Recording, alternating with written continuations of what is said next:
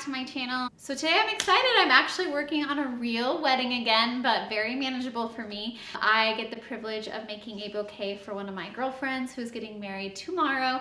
And so I'm gonna be showing you how I put that together, as well as how I put together this beautiful, huge, this kind of a ceremony piece. It's gonna be at the top of her aisle. Once again, say thank you, Petal Driven, for sending me all of these beautiful flowers. If you are doing flowers for a wedding or an event and need a bunch of flowers at wholesale costs that they ship directly to your door, I'm telling you, Petal Driven is the way to go. Plus their customer service is out of this world. Okay, so now we're gonna head into the garage and I'm gonna show you how I put this together. Let's go. This is the vessel we're using. You've seen this before. It's what I had and what the bride liked. So it's just a mercury glass hobnail pedestal little vessel vase. The width of this, just for reference for you guys, these are from an online wholesaler I bought years ago, so I don't know if you can find them, but good luck.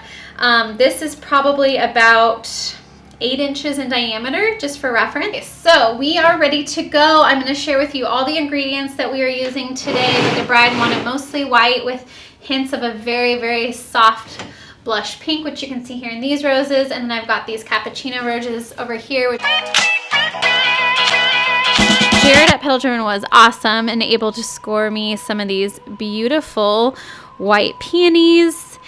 These are all, this is white Magelica. It's a kind of garden spray rose.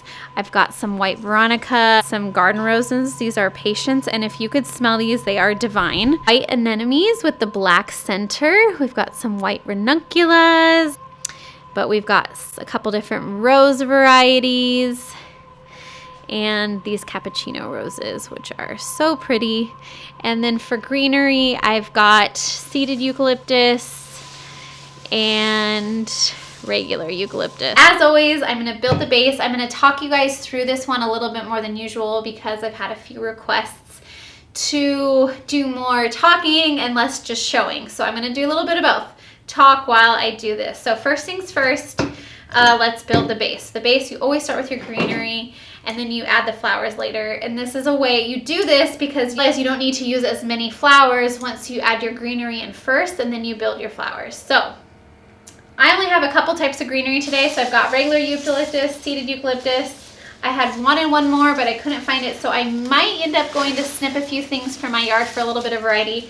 I also have this type of, I'd say greenery slash flower, which is this white Veronica, kind of a filler, just dimensional item that I like to have just in addition to greenery, flowers, a little bit of a filler.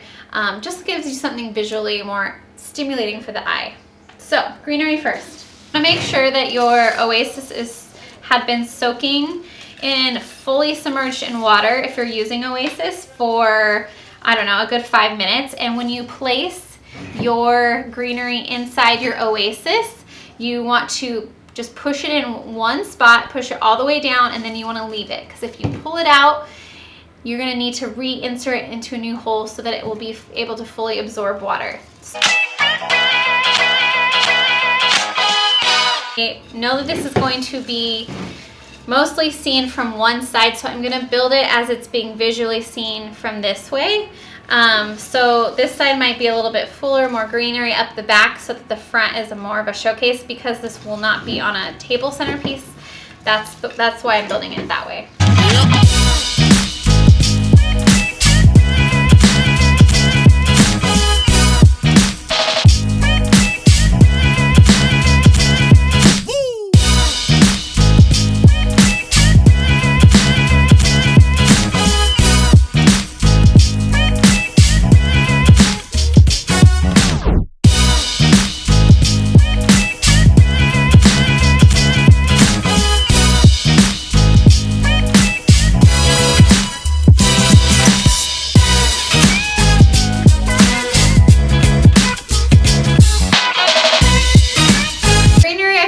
Is in a good place. As we all know, this is evolving. I'm not sure about this guy up here, but we're gonna feel it out.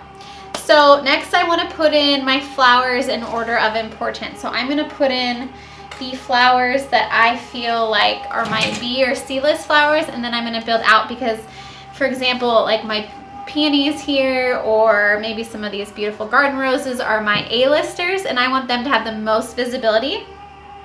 So I'm going to start with kind of some filler, like these spray roses. I have a lot of these beautiful roses with the pink, so I might add these in first, and then I'm going to build out the things that I want most visibility, and then I'm going to end it with for just some dimension.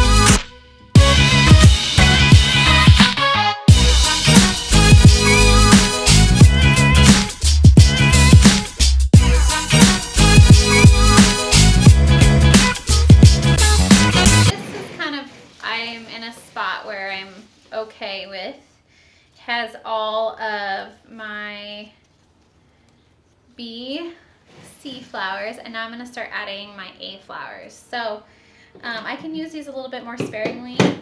You do not need this many flowers. This is just an example. I have an abundance today, but usually when you are running your own business or buying flowers for an event, you might not. So this doesn't necessarily need to be made as full, but for today's purposes, that's what I'm doing. So I'm working from the front, and I hope this isn't annoying you, but it helps me kind of see the placement better.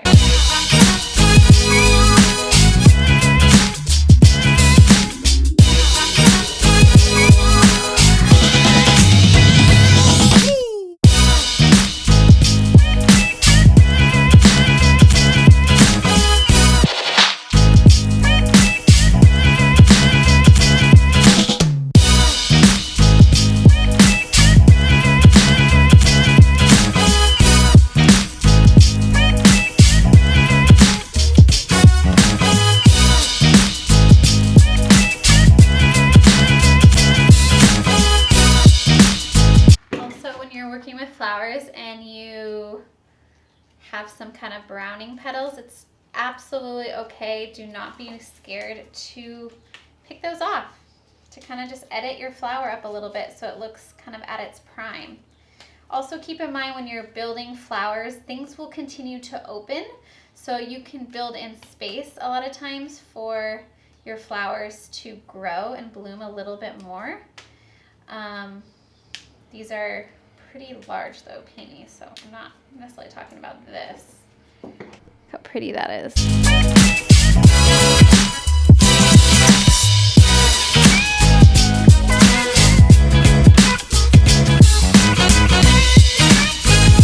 So as I'm looking at this, I am seeing just a lot of flowers. I wish I had some more variety of greenery, but today I don't, so I'm working with what I got. So I'm going to go through and stick some more greenery just to kind of try to break up some of just the heaviness of flowers that's specifically right here.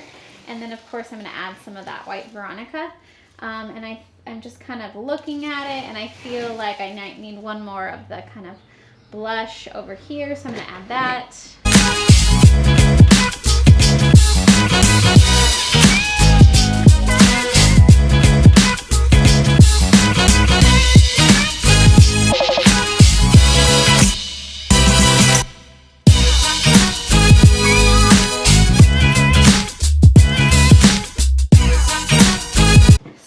Flowing good, so I'm just gonna trim that right there.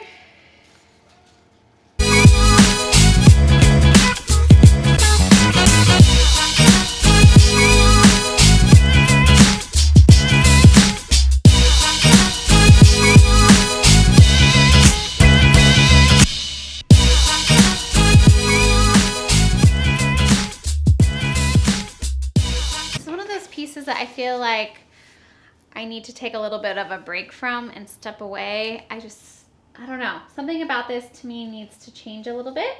So when that happens, sometimes I just need to step away, focus maybe on something else, start on either another centerpiece or start on the bouquet, because my brain just needs a little break from this. Feels kind of heavy over here.